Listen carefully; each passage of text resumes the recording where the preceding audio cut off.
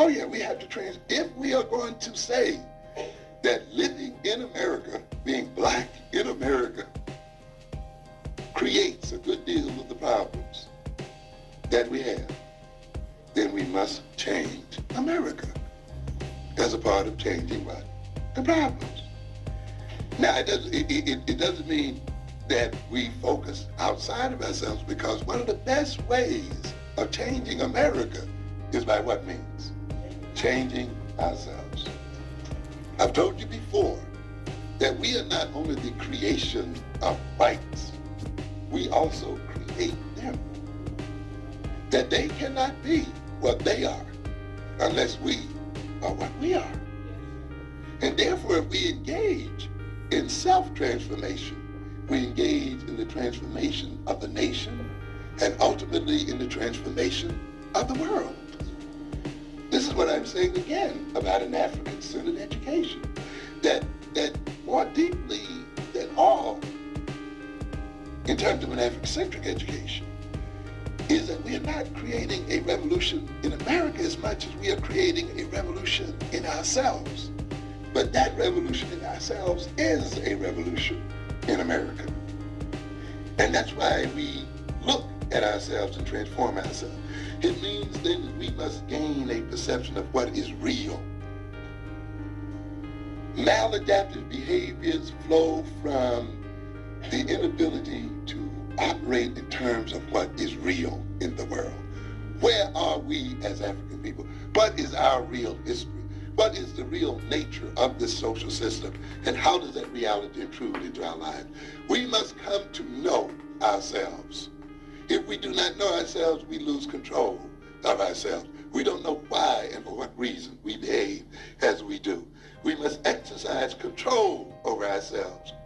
We must come to esteem ourselves and accept ourselves. To a good extent, the problems that we talk about all the time are problems that flow from people avoiding themselves, escaping their real selves, and creating mechanisms and machinations to facilitate their escape from themselves, and using other people and abusing other people in their escape from self-acceptance, in their escape from their real African selves as a people. And therefore, if we're going to stop abusing and using other people and using them as objects and so forth, then we must come back into self-acceptance and come back into reality.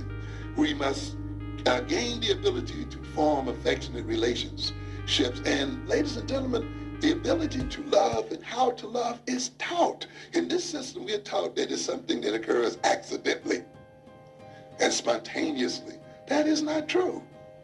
Even romantic love, with all of its shivers up and down your spine, and all of this business about you can't eat and you can't sleep, and you toss and turn all night. White Americans have a criminal history. They have a criminal nation. The nation is built on criminality and murder and exploitation.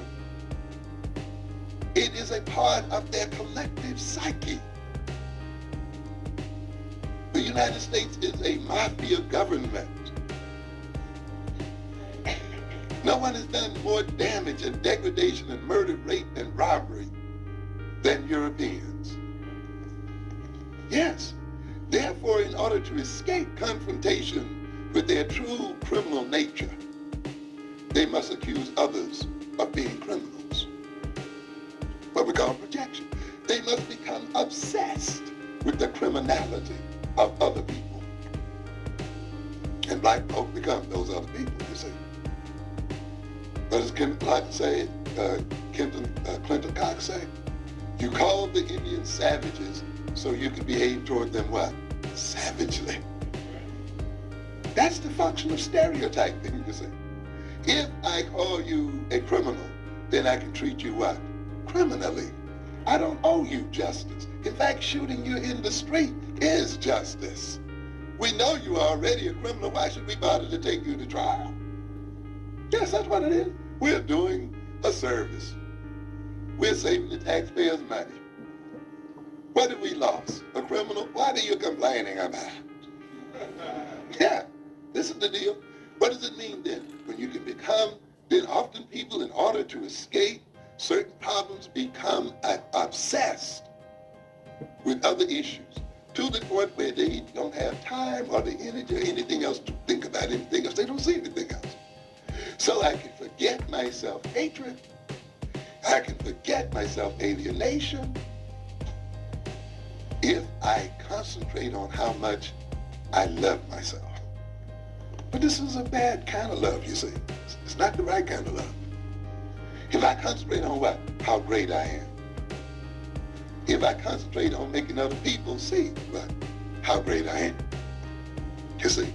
And therefore, my 24 hours a day, I'm obsessed by projecting my what? Greatness. And but that greatness is coming out of what? Hatred and inferiority. And since I'm greater than everyone else, I must make everyone else superior, inferior to me. In fact, I can only love people who attest to my superiority. I can only love a woman who 24 hours a day maintains my superior ego and states that she is in need of leadership and guidance. And I'm her leader. I may be emasculated in the world, but in my house, I'm the king. And at any moment she indicates that I have feet of clay, I shall use them to stomp her. Yeah, this is the kind of thing we have here. Yeah, and it goes the other way too. You know, make me a goddess and lay at my feet all kinds of sacrifices.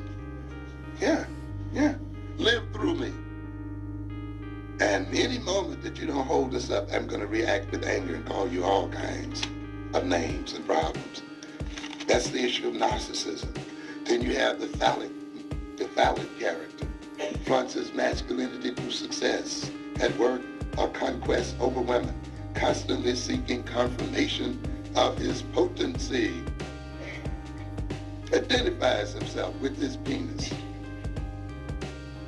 Ultimately, though, ladies and gentlemen, this is a man who's afraid of castration, who really thinks his balls have already been cut out from under him.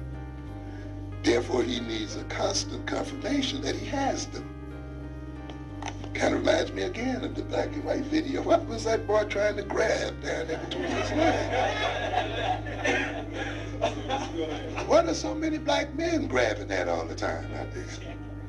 Yes, seeing if it's there. Yeah, where is it? In other words, then, that relationship can move into a master-slave kind of relationship. A relationship that tries to use and exploit other people. A relationship that, in a sense, duplicates the social relationship that the man has. Don't worry about it, it'll be all right. And then you have people then who have a problem with lovability and are in constant need of reassurance.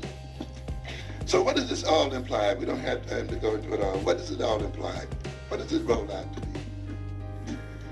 It means then that if we are to transform the relationship between black males and black females and transform the nature of black life, period, we must transform the American system itself.